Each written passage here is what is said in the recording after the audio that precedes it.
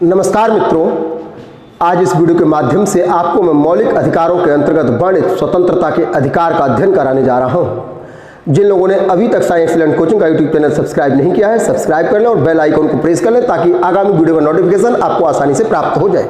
विभिन्न प्रतियोगी परीक्षाओं में किस तरह से स्वतंत्रता के अधिकार से संबंधित प्रश्न पूछे जाते हैं, तो दो तरह से प्रश्न पूछे जाते हैं। नंबर एक, पहला प्रश्न वो पूछता है कि अनुच्छेद 21 में निम्नलिखित में से कौन सा मौलिक अधिकार वर्णित है। अर्थात क्वेश्चन का पहला फॉर्मेट होगा कि वह अनुच्छेद का क्रमांक प्रश्न में देगा और तत्पश्चात आपको अधिकार देगा।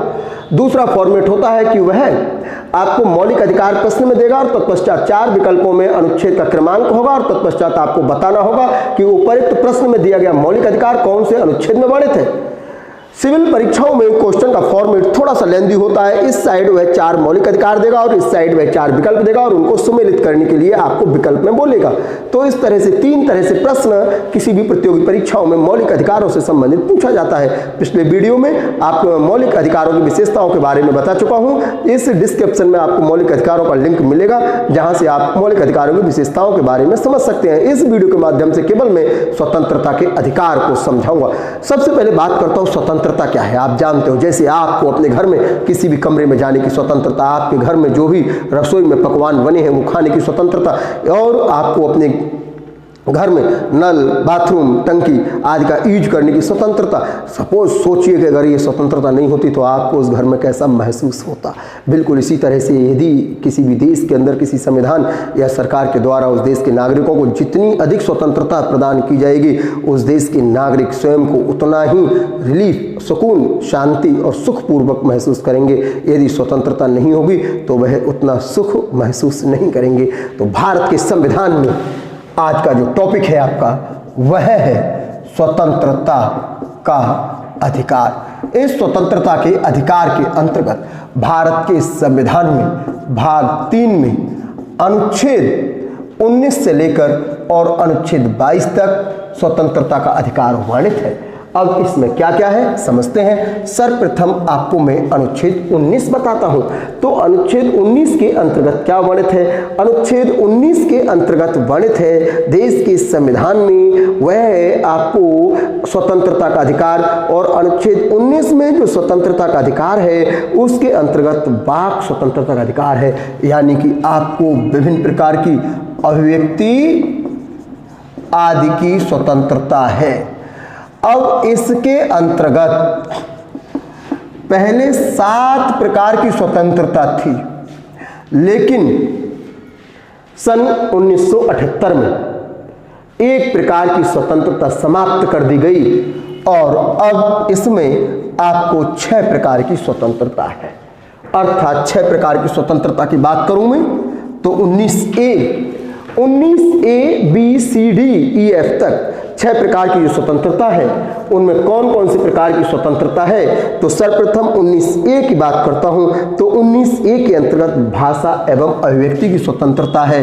अर्थात आप अपनी अभिव्यक्ति किसी भी भाषा में करने के लिए स्वतंत्र हैं और आप अपनी मन में आए हुए विचारों को अभिव्यक्त करने के लिए किसी भी भाषा में स्वतंत्र हैं। ये आपकी अनुच्छेद 19 में वर्णित 19A में वर्णित पहली आपकी स्वतंत्रता है। इसके अंतर्गत सूचना का अधिकार और प्रेस की स्वतंत्रता वर्णित है। अर्थात क्वेश्चन आता है कि अनुच्छेद 19(1) में क्या है, तो भाषा की स्वतंत्रता, अभिव्यक्ति की स्वतंत्रता, प्रेस की स्वतंत्रता और सूचना का अधिकार भी इसी के अंतर्गत वर्णित है अनुच्छेद 19A में। अब इसके बाद अनुच्छेद 19B की बात करूं मैं तो अनुच्छेद 19B में क्या वर्णित है? सभा करने की स्वतंत्रता।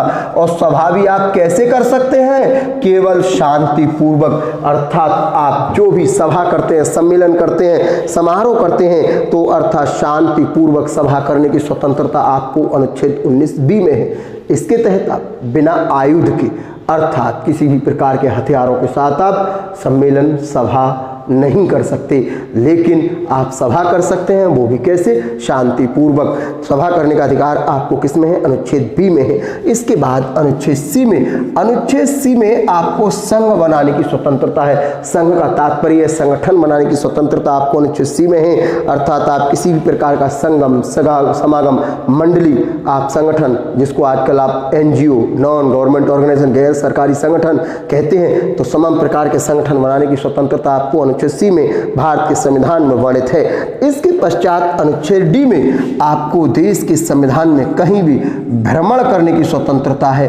भ्रमण का मतलब है कि आप पूरे भारत में कहीं भी घूम सकते हैं, तो अर्थात आपको पूरे भारत में कहीं भी घूमने की स्वतंत्रता जो है वो अनुच्छेद 19 डी में वर्णित है। इसके पश्चात अनुच्छेद 19 ई में आपको निवास करने की स्वतंत्रता वर्णित है।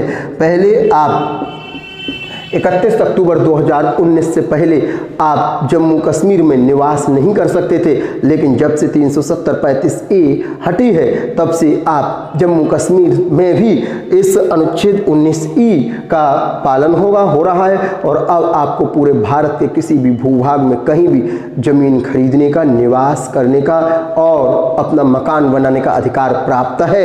अनुच्छेद 19 के ई के तहत आपको निवास करने की स्वतंत्रता है। अब 19E के बाद जो 19F था, इस 19F में आपकी संपत्ति की अधिकार था आपको, जो कि समाप्त कर दिया गया सन 1978 में 44वें संविधान संशोधन में। अब इसके पश्चात सन 19G में आपको स्वतंत्रता है कि किसी भी प्रकार के जीविकोपार्जन करने के लिए आपको किसी भी प्रकार का व्यापार, वृत्ति, कारोबार आदि करने की स्वतंत्रता प्रदान की गई है। अर्थात आप अपना वृत्ति, व्यापार या कारोबार कर सकते हैं। आप अपने जीवन यापन के लिए किसी भी प्रकार के व्यवसाय को करने की स्वतंत्रता आपको अनुच्छेद 19G में वर्णित है। तो ये थी बात अनुच्छेद 19 की। पहले 7 प्रकार की स्वतंत्रता थी, लेकिन अब कितने प्रकार की?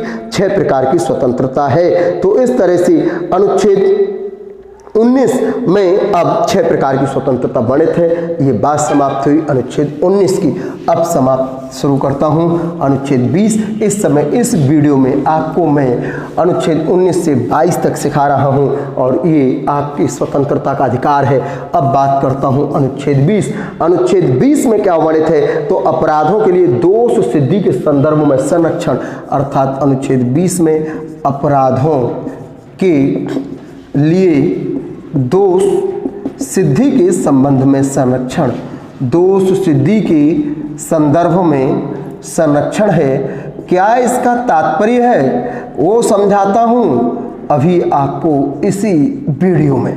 तो अपराध के लिए दोष सिद्धि के संदर्भ में जो आपको संरक्षण प्रदान किया गया है, उसके अंतर्गत यदि हम देखें तो कौन कौन से प्रकार के संरक्षण आपको प्रदान किए गए हैं? तो 4 प्रकार के संरक्षण आपको प्रदान किए गए हैं। कौन कौन से 4 प्रकार के संरक्षण है? नंबर 1, जब तक आप पर दोष सिद्ध नहीं होता तब तक आप अपराधी नहीं होंगे।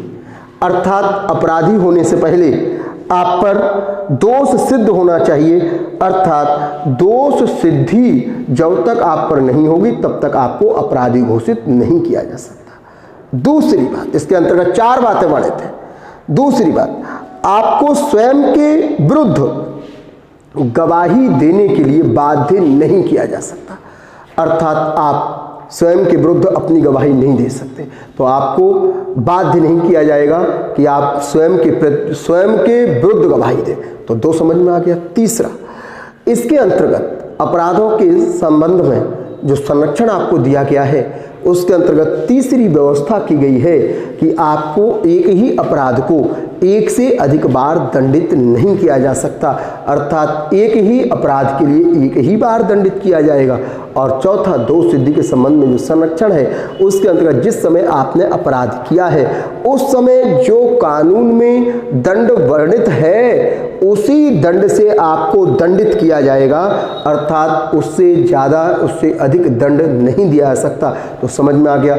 अनुच्छेद 20 के अंतर्गत 4 प्रकार की स्वतंत्रता है अपराधों के लिए दोष सिद्धि के संबंध में संरक्षण। पहली स्वतंत्रता, पहला संरक्षण क्या है कि आपको अपने विरुद्ध गवाही नहीं देने के लिए बाध्य किया जा सकता।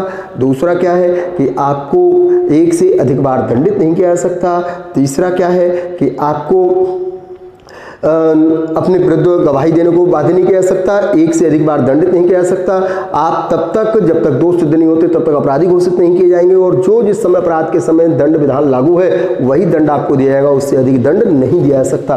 तो ये थी बात अनुच्छेद 20 की। और एक बात और कि सन 1978 में 44वें संविधान संशोधन में ये प्रावधान किया गया कि अनुच्छेद 20 में वर्णित मौलिक अधिकार आपातकाल के समय भी समाप्त नहीं होगा। कब? अनुच्छेद 20 में, 1978 में, 44 में संविधान संशोधन में ये व्यवस्था किया गया।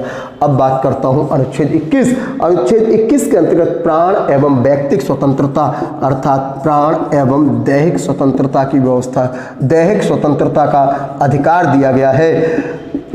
देश के अंदर प्राण एवं दैहिक स्वतंत्रता का अधिकार सबसे महत्वपूर्ण अधिकार है। इस अधिकार को डॉक्टर भीमराव अंबेडकर जी ने संविधान की रीढ़ कहा था।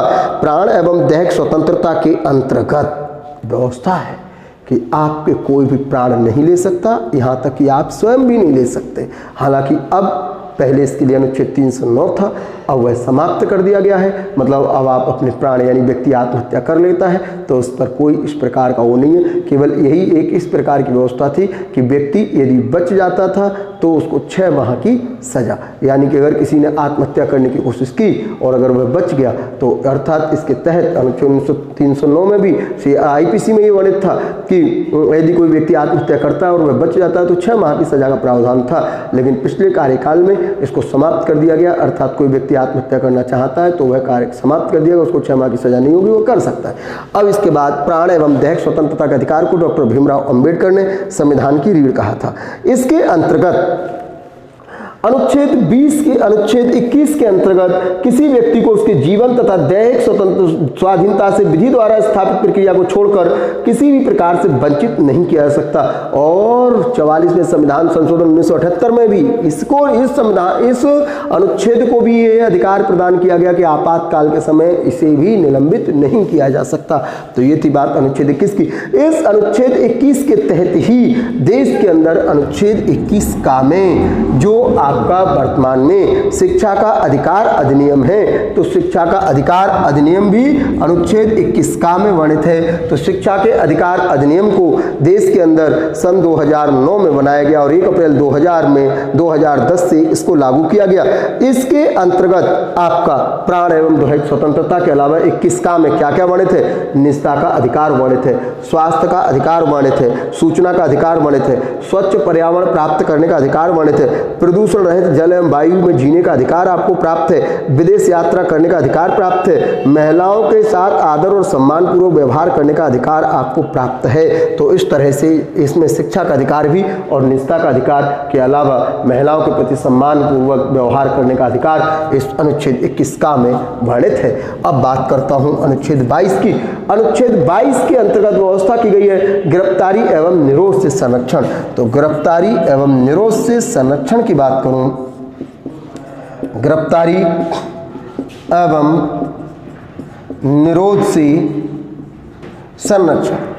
तो गिरफ्तारी एवं निरोध से संरक्षण क्या है इसमें समझिए। आप जानते हैं व्यक्ति को 2 प्रकार से हिरासत में लेते हैं। एक तरीका तो ये होता है कि व्यक्ति ने कोई अपराध किया हो और न्यायालय ने उसको दंड दिया हो और तत्पश्चात उसको गिरफ्तार करके रखा गया हो, बंदी बनाकर रखा गया हो। दूसरा तरीका यह होता है कि किसी व्यक्ति की गिरफ्तारी इसलिए भी होती है कि वह व्यक्ति अपराध नहीं कर रहा है लेकिन अपराध कर सकता है, अर्थात उसके वहां उपस्थित होने से अपराध हो सकता है, तो ऐसी स्थिति में भी उसको गिरफ्तार किया जा सकता है। तो यहाँ पर जो व्यवस्था की गई है वो ये की गई है कि अगर किसी व्यक्ति को अपराध करने पर गिरफ्तार किया जाता है, लेकिन कभी कभी किसी व्यक्ति को इस आशंका पर भी गिरफ्तार किया जाता है कि वह कोई गैर कानूनी कार्य करने वाला है, तो फिर वह उस वर्णित प्रक्रिया का पालन किए बिना ही इसके तहत 3 माह के लिए गिरफ्तार उस व्यक्ति को किया जा सकता है, लेकिन उस व्यक्ति को अपने विरुद्ध अपील करने का अधिकार इसमें प्रदान किया गया है। तो इस तरह से ये थी बात अनुच्छेद 22 की। और इसके तहत गिरफ्तार व्यक्ति को भी अधिकार प्रदान है कि उसको 24 घंटे के अंदर न्यायालय में प्रस्तुत करना होगा, न्यायालय में पेश करना होगा। तो इस तरह से अनुच्छेद 22 में गिरफ्तार एवं निरोध से संरक्षण है। तो ये स्वतंत्रता का अधिकार है। इसमें चारों इंपोर्टेंट है, कई बार प्रश्न पूछे गए हैं और इससे संबंधित प्रश्न विभिन्न प्रतियोगी परीक्षाओं में पूछे ही जाते हैं। तो इस तरह से ये टॉपिक समाप्त हुआ। यदि किसी को किसी प्रकार की कोई शैक्षिक या फिर काउंसलिंग संबंधी, कैरियर संबंधी, परामर्श संबंधी समस्या है और वह चाहता है परामर्श हमसे, तो हमारे नंबर को नोट कर ले और 9758771971 इस पर व्हाट्सएप के माध्यम से हमसे आप अपनी कोई भी प्रकार की समस्या शेयर कर सकते हैं, हम उसका समाधान करने का प्रयास करेंगे। ओके।